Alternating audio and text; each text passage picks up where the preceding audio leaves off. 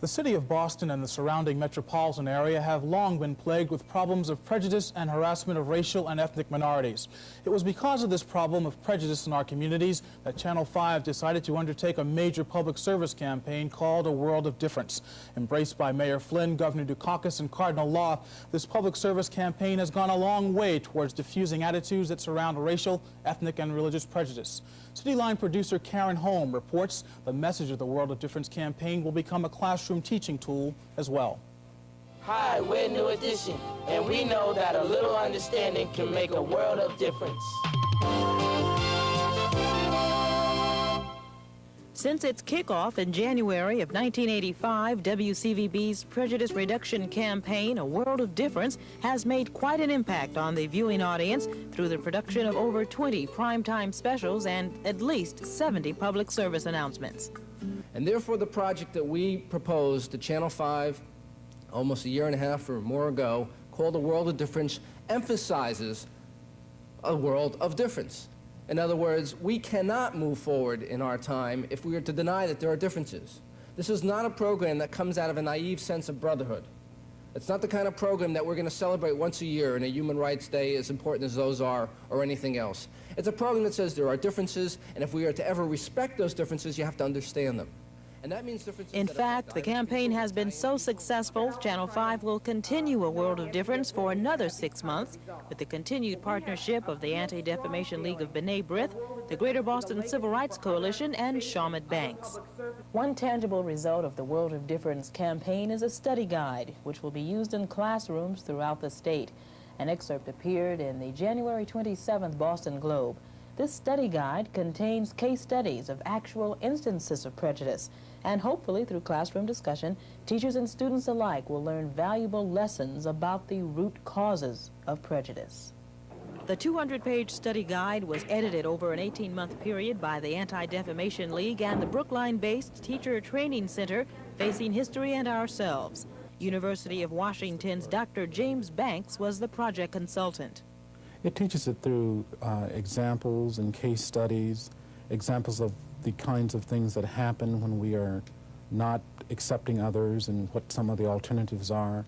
It helps the students to look at case studies of incidents of bigotry and talk about what are some ways we can resolve those. Could you give us an example of one of the case studies that might be found in this study guide? Well, one of the case studies, for example, has to deal with the poem The Hangman, of a person who comes to town and starts hanging people and nobody does anything about it. And finally he hangs one person after another and no one does anything about it till finally he gets to the last person. And so the lesson there is that when bigotry starts, we simply can't let it go because it may start with others, but ultimately it'll get to us. And no one can relax, as people did in Germany in the 40s. No one spoke out, and yet it began to spread. So the lesson is that we have to act positively when bigotry first emerges. To familiarize teachers with the case studies and other information contained in the curriculum, over 1,000 Bay State teachers attended 6 regional training sessions conducted by Facing History and Ourselves. The kind of problems that exist in the North are sometimes worse than those that exist in the South. They're just much more subtle. In fact, that's what Martin Luther King said. He said his hardest fight was in the North. I mean, many of the teachers, you know, and I'm a teacher, so I can talk about teachers as a group. Many of us, our attitudes need to be looked at too. I mean, you can't, no matter how good the curriculum is, unless the teachers are on board, unless they're given the opportunity to think about their feelings and attitudes, you can still perpetuate the same traditional feelings. So the teacher education component of this program is important. At yet another training session, Don Polk of the Boston Urban League asked teachers to reach within themselves and confront their subconscious views on prejudice. That what you're really doing is building monuments to the things that you really believe in. And if you really believe in equality, then you can't stay out of the arena. If you really believe in equality, you can't sit on the sideline. Sometimes we get a little frustrated, but as a result of these conferences and seeing so many people involved, so many teachers involved, it just makes you want to do more.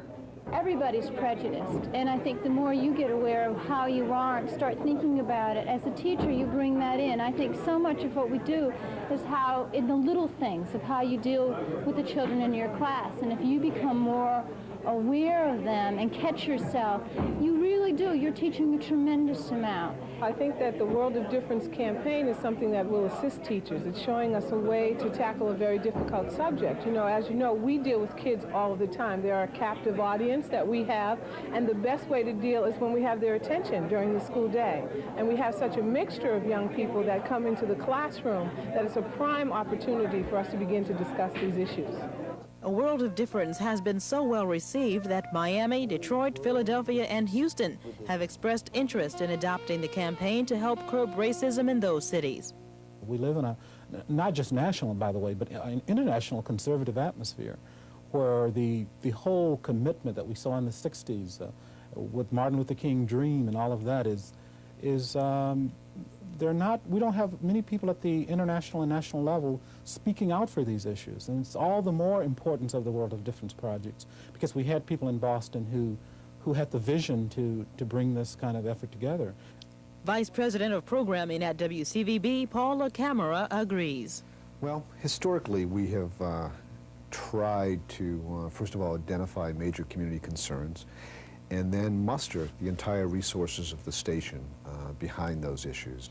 There have been several examples historically in this city of companies that have involved themselves in major community efforts, from basic charitable undertakings to larger, really proactive efforts to tackle very serious community problems. And I hope that, you know, in this very distinguished and historic Boston business community, that our efforts on behalf of a World of Difference, you know, first of all, maintain that tradition, and secondly, hopefully, will serve as an example to others, both in this city and perhaps in other cities. And that's why we're really so thrilled about the fact that a World of Difference is going to wind up now being undertaken by television stations in cooperation with community groups and the support of local businesses in cities really across this country. The response to the curriculum guide from participating school systems across the state has been overwhelming. If you would like more information on the study guide, call the Facing History and Ourselves Foundation at 232-1595. That's 232-1595.